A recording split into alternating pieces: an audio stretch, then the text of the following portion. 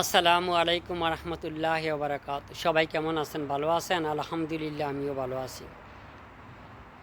আমরা দয়াল নবীজির শুভ আগমন উপলক্ষে 12 রবিউল আউয়াল পবিত্র ঈদে মিলাদুন নবী সাল্লাল্লাহু আলাইহি ওয়াসাল্লাম উদযাপন করি এবং জুসনে জুলুস ঈদে মিলাদুন নবীর র্যালি বের করে থাকি।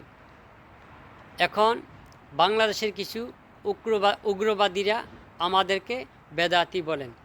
আমরা বেদাতি কাজ করি, কারণ আমরা দয়াল নবীজির শুভ আগমন উপলক্ষে জুসনে জুলুস পালন করি। এই কারণে আজকে বাংলা নববর্ষের উপলক্ষে এরা মাথায় টুপি, গায়ে জুব্বা, মুখে দাড়ি নিয়ে আজকে বাংলা নববর্ষের আনন্দভাবে পালন করলেন রাস্তাতে।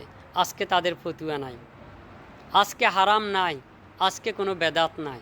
শুধু একমাত্র বেদাত যদি আমার নবীর শানে আমরা ঈদে মিলাদুন নবী করি, আমরা মিলাদ শরীফ করি, আমরা কেয়াম শরীফ করি, আর নবীর শানে যদি নারে রিসালাত বলি, তখন তাদের বেদাত ফতুয়া আসে।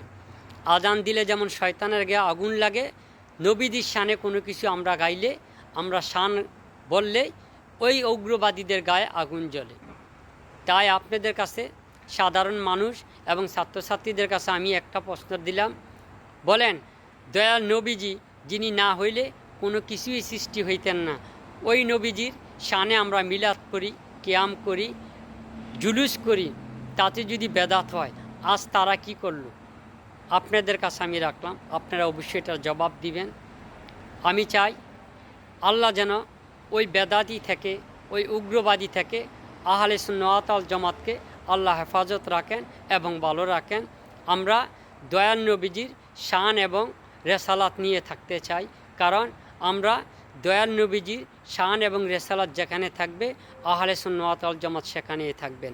প্রয়োজনে আমাদের জীবন দেব, তারপর আমরা নবীজির কোনো শান ছাড়তে রাজি না।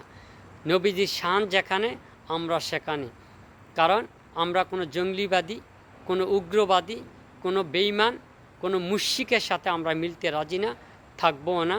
আমরা একমাত্র নবীজির শানে যেখানে দুরূদ পড়বে, মিলাদ হবে, রেসালাত হবে, ঈদে মিলাদুন নবী হবে, প্রত্যেকগুলো নবীজির আমরা সেই কাজগুলো আমরা করে যেন আমাদের আখিরি মৃত্যু পর্যন্ত আমরা মরতে পারি, সেই তৌফিক যেন আল্লাহ আমাদেরকে কবুল করেন, হেফাজত করেন। সবাইকে আসসালামু আলাইকুম রহমতুল্লাহি ওয়া বারাকাতুহু।